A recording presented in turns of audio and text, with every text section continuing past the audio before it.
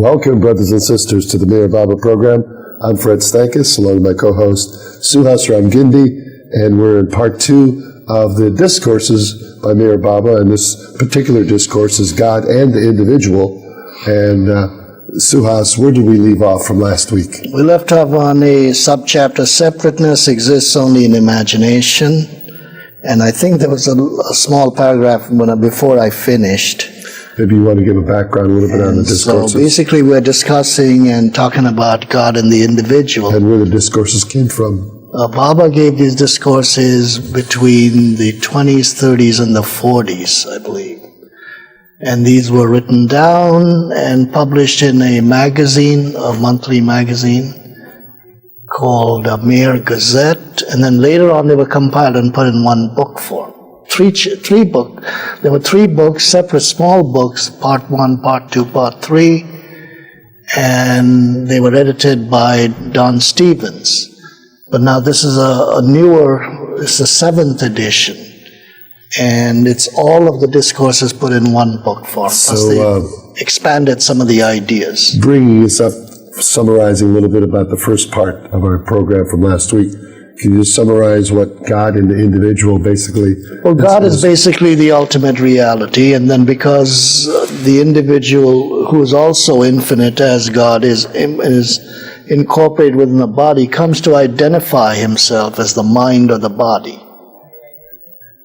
Because his direction of his vision is turned outwards rather than inwards. And this is due to Maya, or falseness. Maya is the power by which God creates all of creation. So this is basically what we are discussing about the existence of the finite and false thinking, and how consciousness is individualized.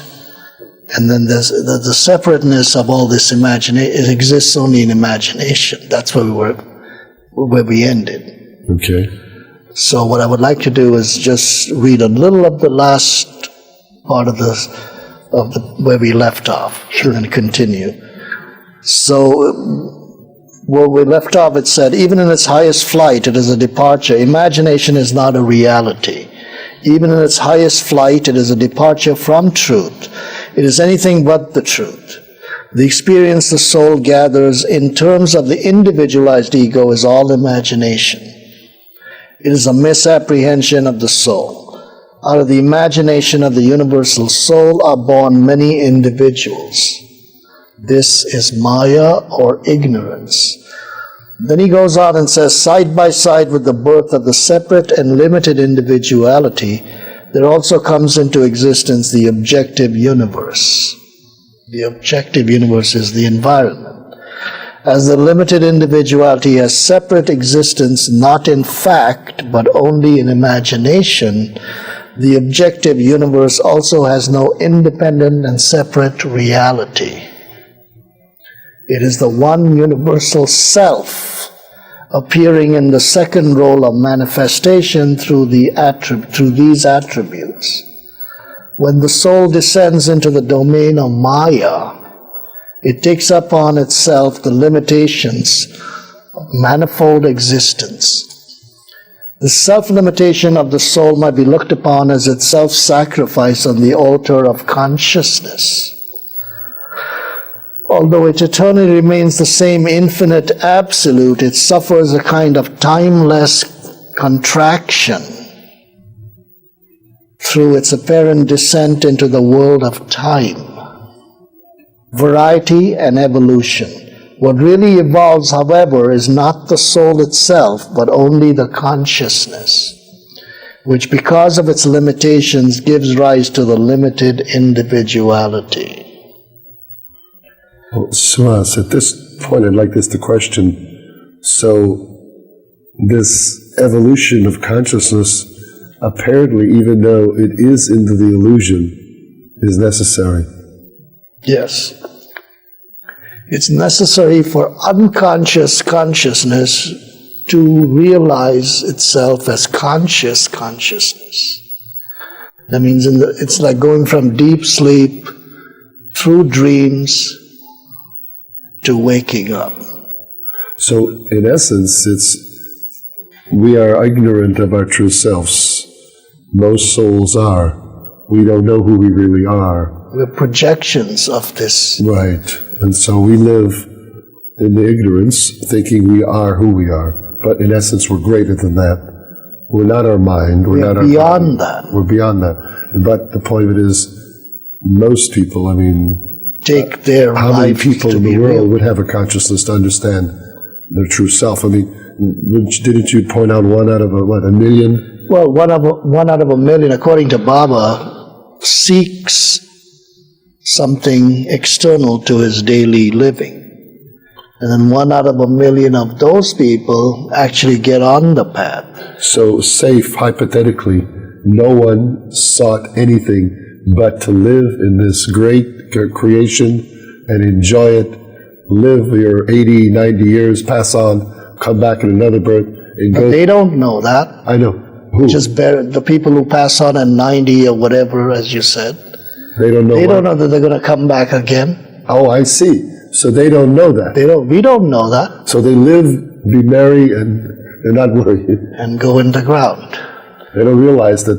And according to your beliefs in the Western world, you're supposed to rise again with the second coming or so on Right. of your Lord.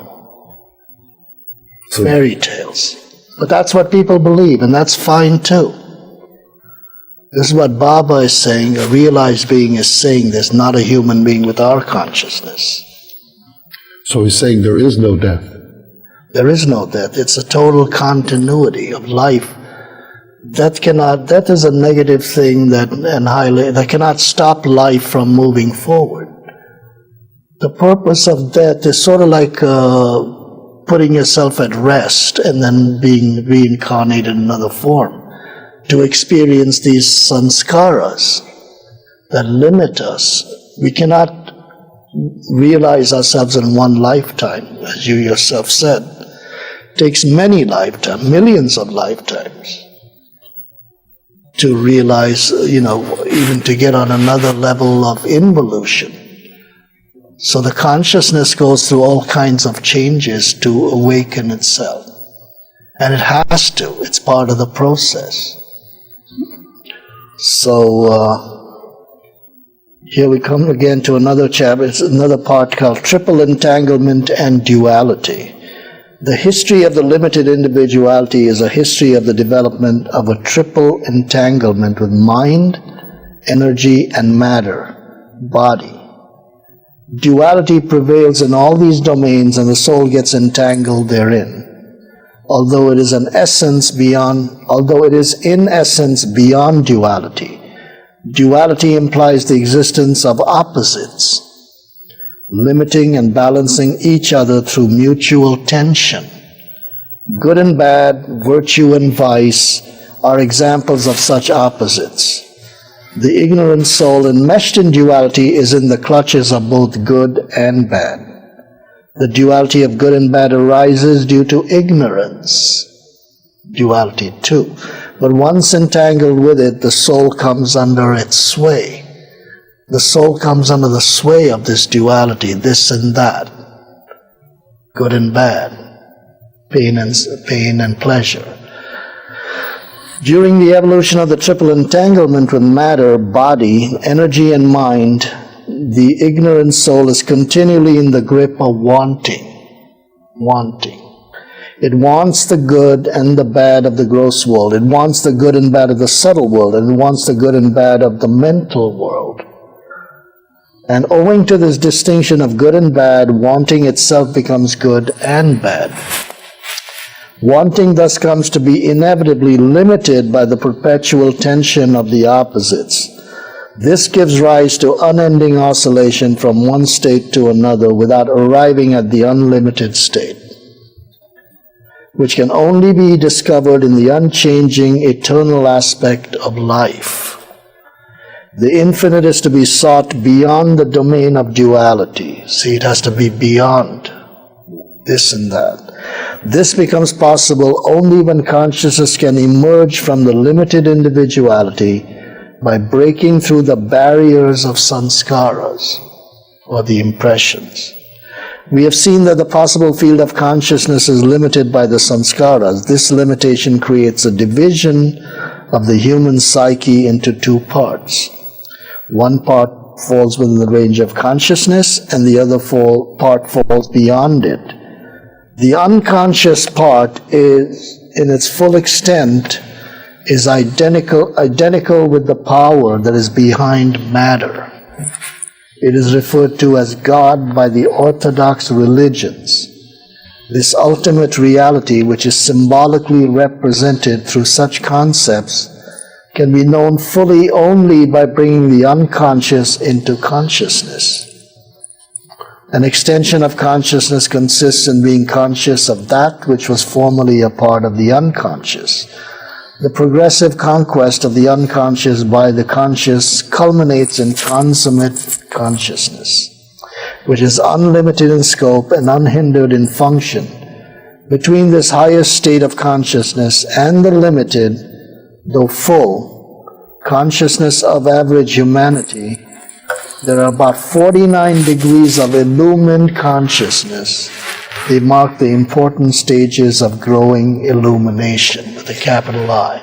49 levels, degrees of illumined consciousness. Can you explain a little bit?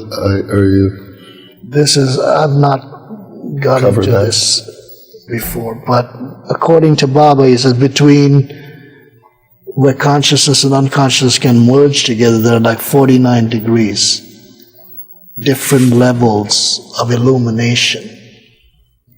So you can just imagine where we are and where we are going,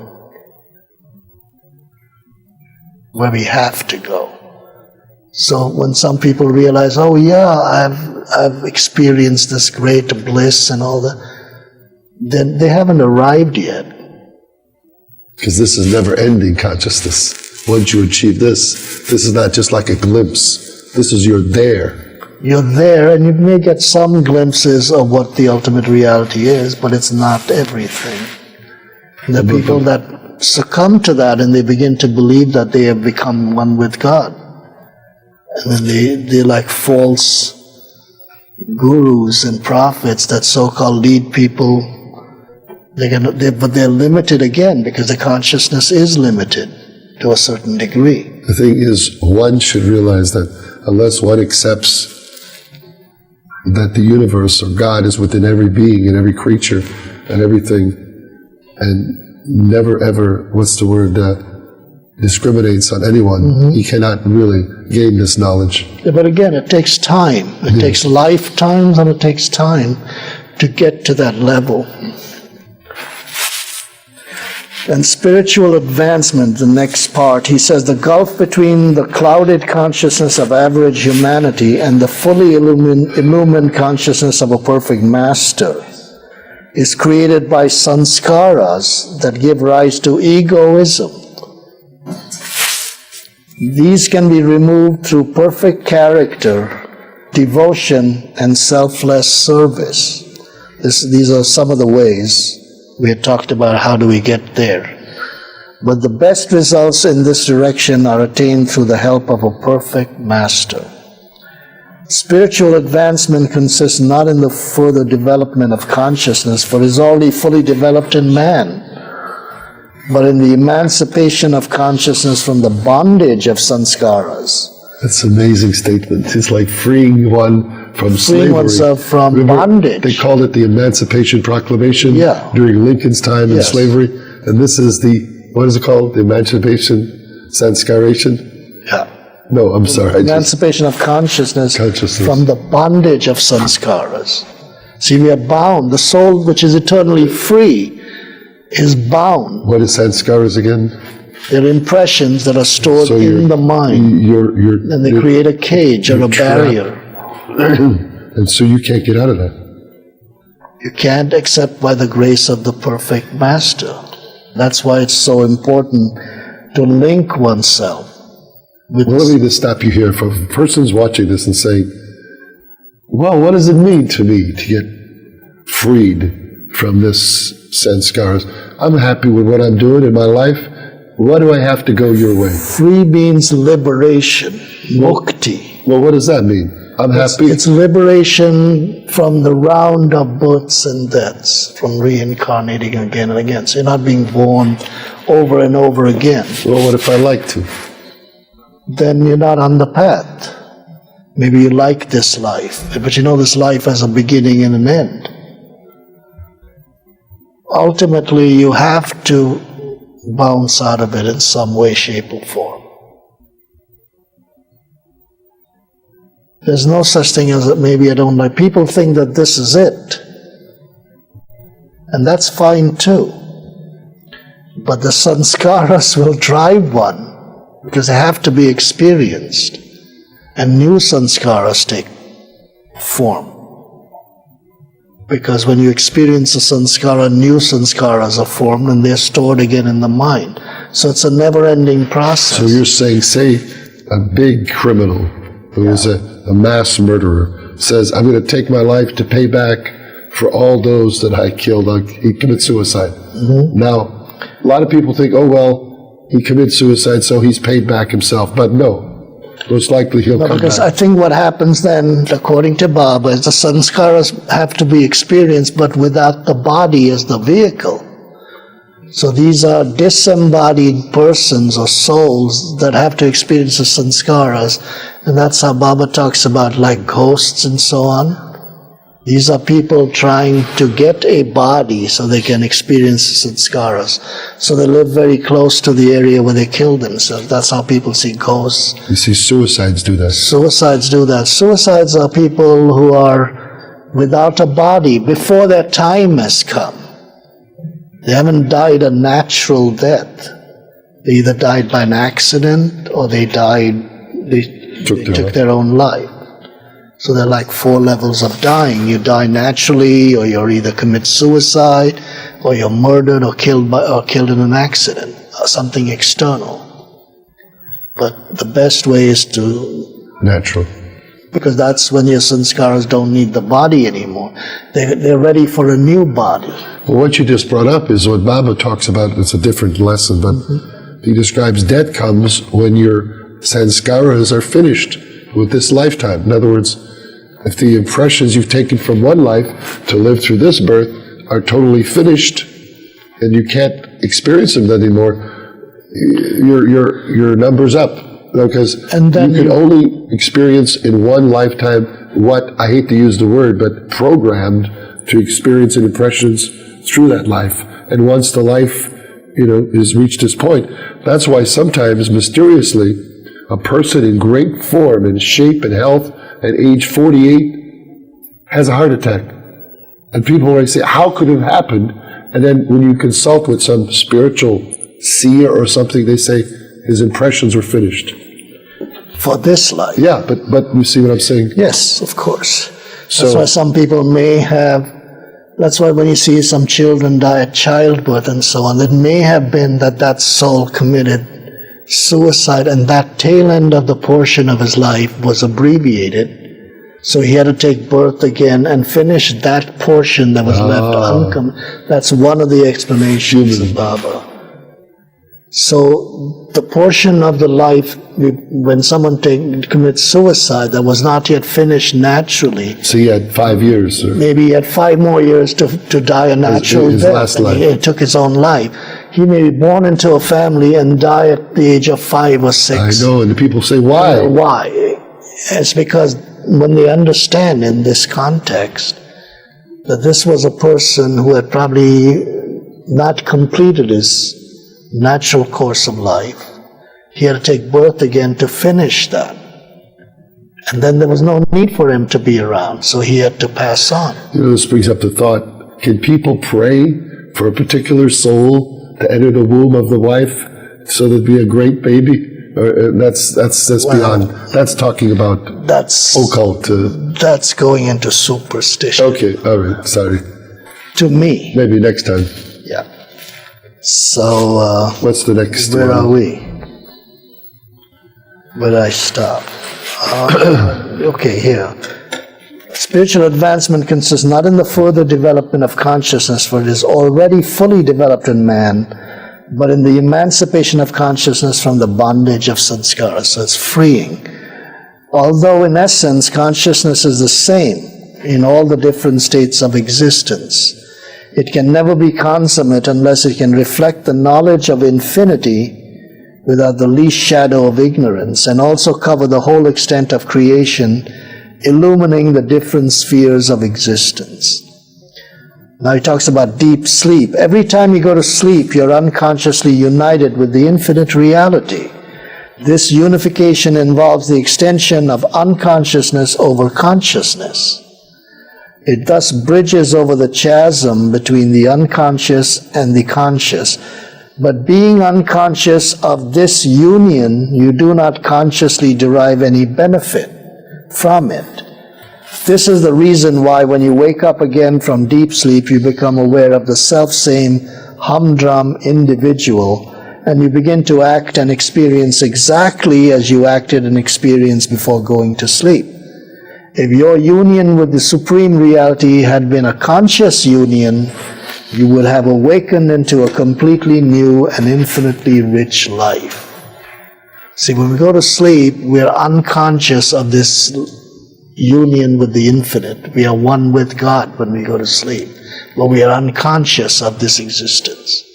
If we went into sleep and we were wide awake in deep sleep, that's what Baba says, then you have it. You have reached union with the ultimate reality. And you would wake up into a new and richer life. You would be of a source of service to others. Here, a perfect master is consciously united with the infinite reality. This is for people who are like Baba, the 56 realized beings on the earth at the same time.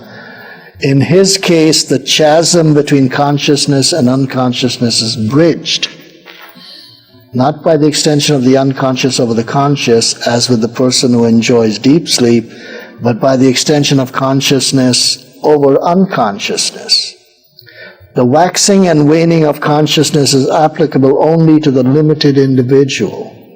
In the case of the perfect master, the conquest of the unconscious by the conscious is final and permanent, and therefore his state of self-knowledge is continuous and unbroken. This is the state of consciousness of the avatars and the perfect masters, and remains the same at all times without any diminution. From this you can see that the perfect master never sleeps in the ordinary sense of the word. When he rests his body, he experiences no gap in his consciousness. You see, Baba experienced his full consciousness 100% at all times. It was never broken. That means he didn't go to sleep and his consciousness was on hold. Baba didn't sleep much. He rested maybe 2 to 3 hours at night. And he was always conscious of what was going on outside, because he would clap sometimes to bring the watchman in. There would be a watchman sitting outside his cabin at all times when he was resting. So in the state of perfection, full consciousness becomes consummate by the disappearance of all obstacles to illumination. All obstacles. The conquest of the unconscious by the conscious is complete, and the person continuously dwells in the full blaze of illumination, or as one with illumination.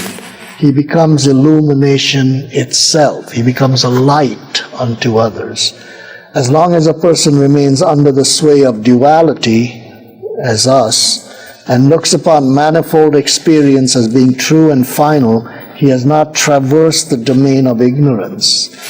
In the state of final understanding, a person realizes that the infinite, which is one without a second, is the only reality. The infinite pervades and includes all existence, leaving nothing as its rival. A person who has such realization has attained the highest state of consciousness. In this state, the full consciousness, which is the fruit of evolution, is retained. But the limitations of sanskaras and desires are completely transcended. The limited individuality, which is the creation of ignorance, is transformed into the divine individuality, which is unlimited. The illimitable consciousness of the universal soul becomes individualized in this focus without giving rise to any form of illusion. The person is free from all self-centered desires, and he becomes the medium of the spontaneous flow of the supreme and universal will, which expresses divinity. Individuality becomes limitless by the disappearance of ignorance, as it is unimpaired by the separateness of Maya, and unentangled in its duality. It enjoys the state of liberation, in which there is objectless awareness, pure being, and unclouded joy. Such a person has no longer any of the illusions that perplex and bewilder man. In one sense, he is dead. The personal ego, which is the source of the sense of separateness, has been forever annihilated. But in another sense, he is alive forevermore with unconquerable love and eternal bliss.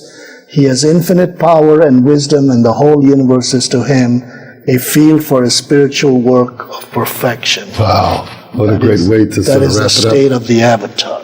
That's a great way, and we just got the sign. We're about ready to wrap it up, so that'll conclude this particular discourse on the God and the individual, and we'll start the next program. We'll be seeing you with another message discourse from Meher Baba. Until next time, Suhas, thank you very much. Much love. Thank you.